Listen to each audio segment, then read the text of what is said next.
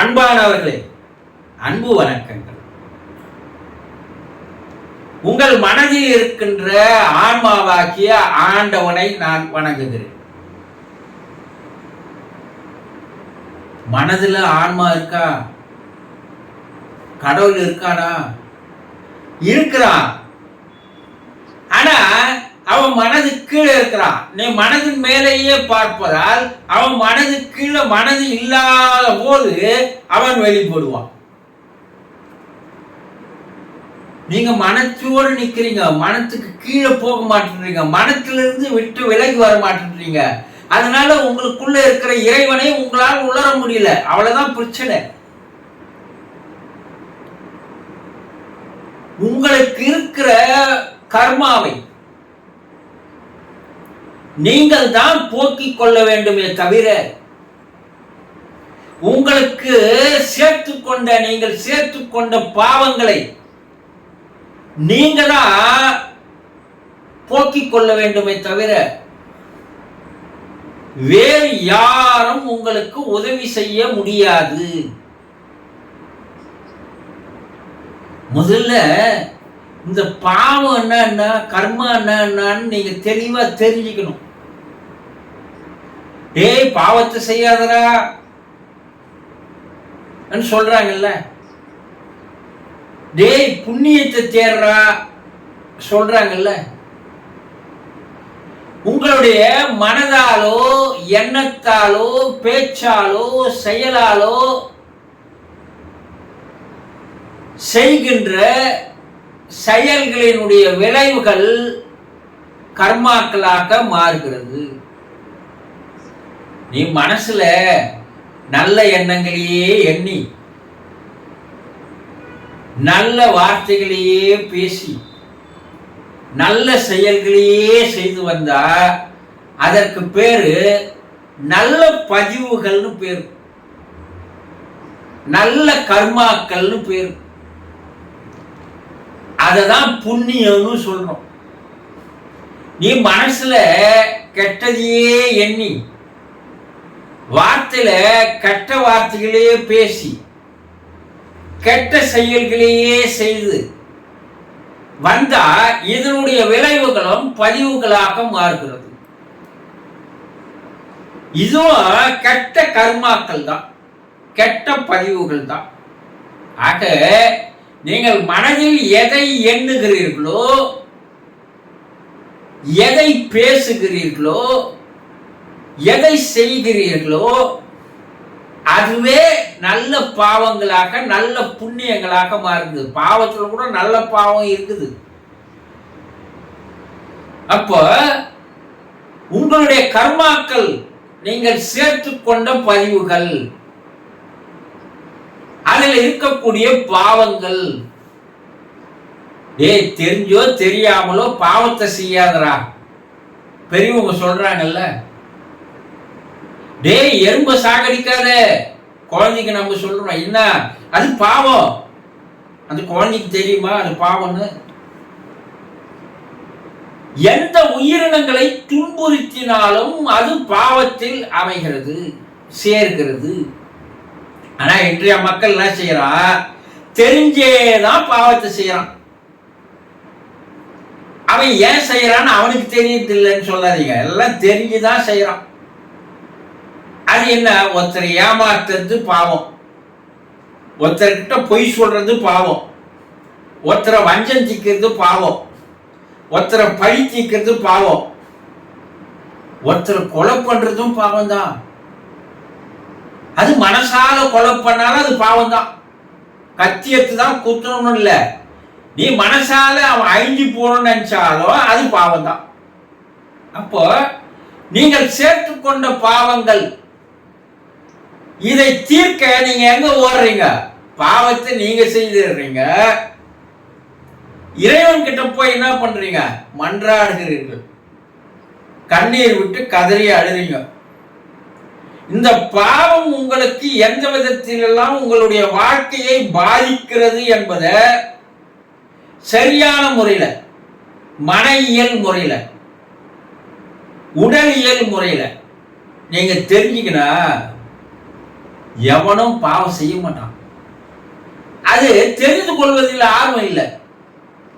நீங்கள் பாவங்கள் செய்ய செய்ய செய்ய உங்களுடைய வாழ்க்கையிலே பல கஷ்டங்களும் துன்பங்களும் துயரங்களும் வேதனைகளும் வரிசை கட்டி கொண்டு வந்து நிற்கும்.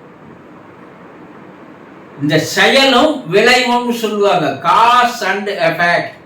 எந்த ஒரு செயல் செய்தாலும் அந்த செயலுக்கு விளைவுகள் உண்டு. விளைவுகள் இல்லாமல் எந்த செயலும் இல்லை. இந்த பாவங்கள் செய்கின்ற விளைவுகள் தான் உங்களுடைய வாழ்க்கையில பல பிரச்சனைகளை உங்களுக்கு கொண்டு வருகிறது என்ற ஒரு ஞானம் எப்போது உங்களுக்கு வருகிறதோ அப்போது அதை செய்ய மாட்டீங்க. ஆனா செய்துட்டுமே என்ன பண்றது?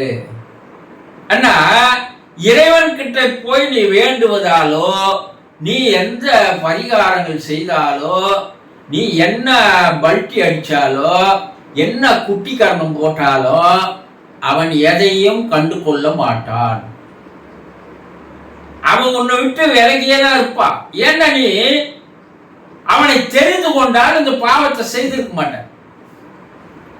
அப்ப உன்னுடைய பாவங்களை நீங்க போக்கிக் கொள்ளாததனுடைய விளைவு.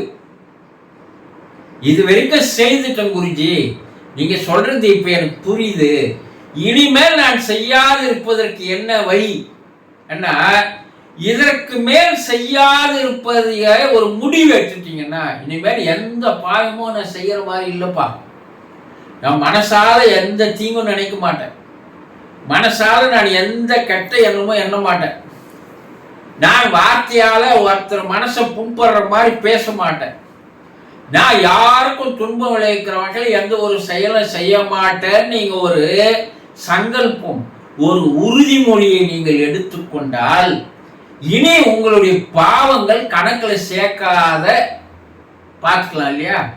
இப்ப இருக்கிற பாவங்கள் என்ன பண்றது அண்ணா? இருக்கிற பாவங்களுக்கு ஒரு எளிமையான வழி என்னன்னா, நீங்க இறைவனை முழுமையாக நம்ப வேண்டும்.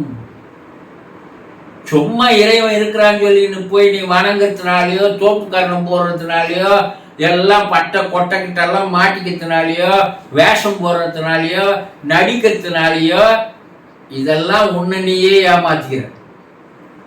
இதெல்லாம் இறைவன் வேடிக்கை பார்க்கறான். நானே மாபெரும் நடிகன், என்கிட்ட என்னன்னா நடிக்கிறான்பா இவன், அவன் பார்த்து கொண்டிருக்கிறான். அப்ப இறைவனிடம் நீ மன்றாடி உண்மையாக மனப்பூர்வமாக பிரார்த்தனை செய்யணும். உன் பிரார்த்தனை, உன் வேண்டுதல் எப்படி இருக்கணும்? நீ அவங்கிட்ட செய்த பாவத்தை மன்னிக்கும்படி நீ கேட்கும் போது உன்னுடைய கண்களில் இருந்து கண்ணீரானது வெளியே வர வேண்டும். எங்கன்னா எந்த கோயிலுக்குன்னா போய் அவங்கிட்டனா பிரார்த்தனை பண்ணும் போது அழுது இருக்கிறீங்களா? நாங்க எங்க கோயிலுக்கு போய் அழுறது?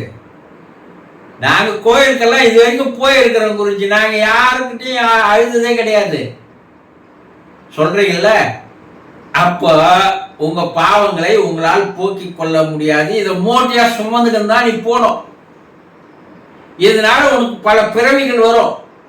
வாழும்பொழுது பெரிய துன்பங்களும் சிக்கல்களும் வேதனைகளும் உனக்கு வந்த வண்ணம் இருக்கும். இப்ப இதுல இருந்து உன்னால வெளிவர முடியாது. அப்போ யார் ஒருவன் இறைவனிடம் மனம் உருகி, மனம் என்ன உருகினா மனம் அங்க இல்லாதே போகுது.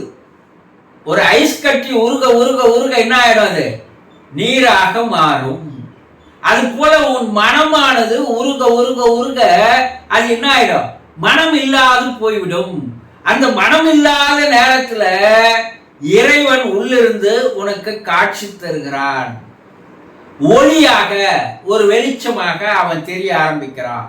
அப்ப நீ அவனிடம், நான் இதுவரை செய்த பாவங்களை தயவு செய்து மன்னித்து விடு இறைவா, இனி பாவம் செய்யாமல் இருப்பதற்கு எனக்கு ஒரு புத்தி அறிவை கொடு இறைவா. நீ எப்போ பிரார்த்தனை செய்கிறாயோ அப்போ இறைவன் உன்னுடைய பாவத்திலிருந்து உன்னை குறைப்பதற்கு உண்டான வழியை செய்யறான். எப்படி செய்யறான்? நீ எப்போ மனம் இல்லாமல் போகிறாயோ அப்போது பிரபஞ்சமானது உன்னோடு வந்து சேர்ந்து கொள்கிறது. நீ மனம் உன்கிட்ட இருக்கிற வரைக்குங்க இறைவன் உன்கிட்ட வரமாட்டான், உன்னை வந்து அரவணைக்க மாட்டான், ஆதரவு தரமாட்டான்.